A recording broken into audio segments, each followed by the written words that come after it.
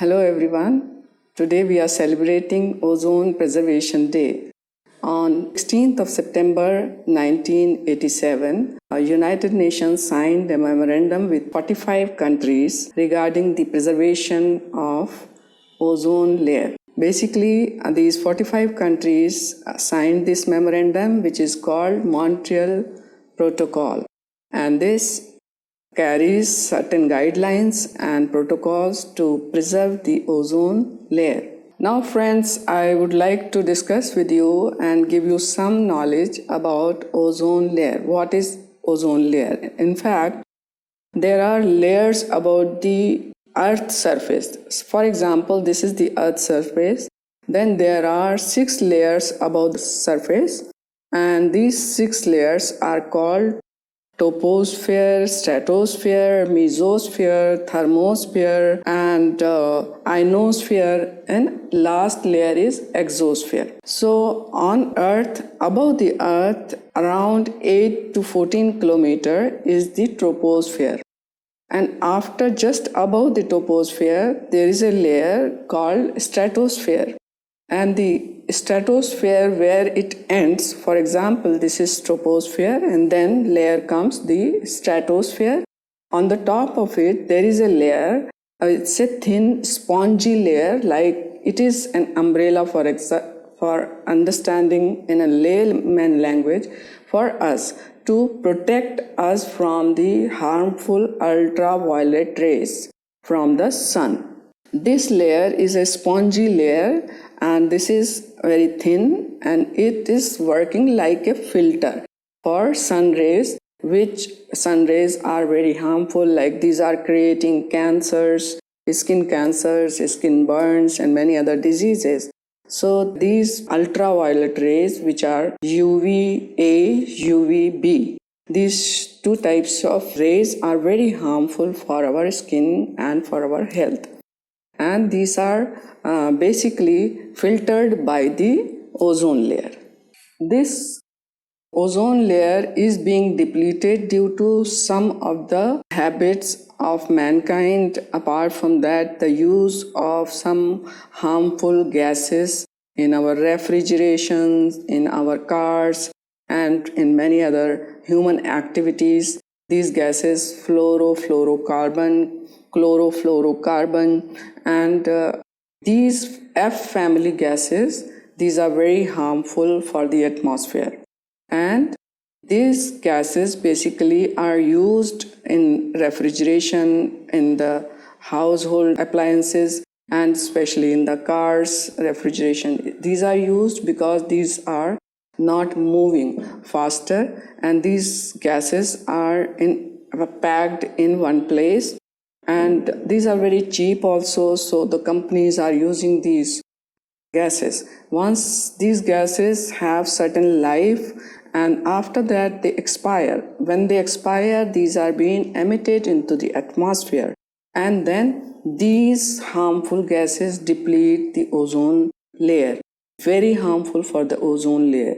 And to protect ozone layer, we have to really work on our habits, and certain kind of protocols we have to have in our lifestyle, so that we can help the atmosphere, we can help the environment to grow and to keep our environment healthy and safe. Now the question comes, how we can reduce emission of these gases and how we can get rid of these gases. We can only get rid of these gases by making some changes in our lifestyle, in our habits, and day-to-day life. So, as a person, I am not a scientist, I am not a person who can do some research for making things better for atmosphere, but as a normal person, as a normal citizen, what can I do? That I am going to tell you, and I am sure you can do these things very easily and contribute to society by making the environment healthy and by preserving the ozone layer. We have to really reduce the carbon footprints. Now, to inform you what exactly are the carbon footprint, any person or any family by his or their activities, whatever the emission of carbon dioxide or harmful gases they contribute to emit in the atmosphere, these are called the carbon footprint. For example, you are using AC, you are using refrigerator. By the emission of these gases from those two appliances, what carbon dioxide or maybe chlorofluorocarbon or maybe F family other poisonous gases which you emit after the certain period of expiry of those gases, once they are emitted in the environment, they are very harmful. Every human being is basically contributing by his lifestyle, by his working, by his habits to emit these kind of harmful gases into the atmosphere, and this is the carbon footprint by that person or by that family. So we have to first of all reduce the carbon footprint and inculcate certain habits which I am going to discuss with you ahead, and this way we can reduce the depletion of ozone layer. So friends, I am going to give you one example by which you will understand how we can reduce carbon footprint by our activities. For example, I have a desktop and I want to replace this desktop with the laptop. So the amount of electricity which has been consumed by the desktop is a difference between these laptop and desktop. If we calculate the annual bill of a desktop will come around 1240 rupees annually, and the laptop bill will come 240 rupees annually. So this is the difference of the amount what we are going to pay. So this way we are saving our money. Apart from that, the electricity which has been used is a waste because I can work on my laptop, and apart from that I am also not reducing, basically making more contribution in emission of these gases by using electricity. So the more we will have the habits of saving resources. For example, we use a paper when we don't need a fresh paper, we use a used paper from other side. We should use both sides of the paper.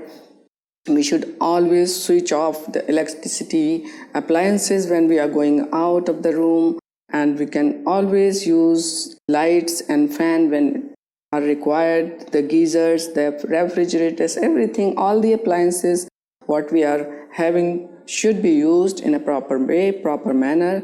So if every citizen will contribute and everyone will be cautious, everyone will be having such habits, I am sure all of us together can make a very, very big difference.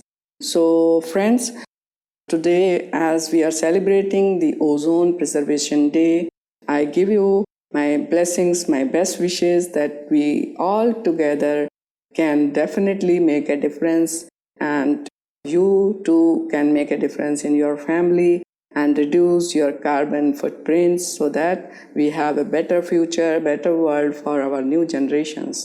So thank you very much, friends. I'm sure you will work upon it and contribute to society. Thank you very much.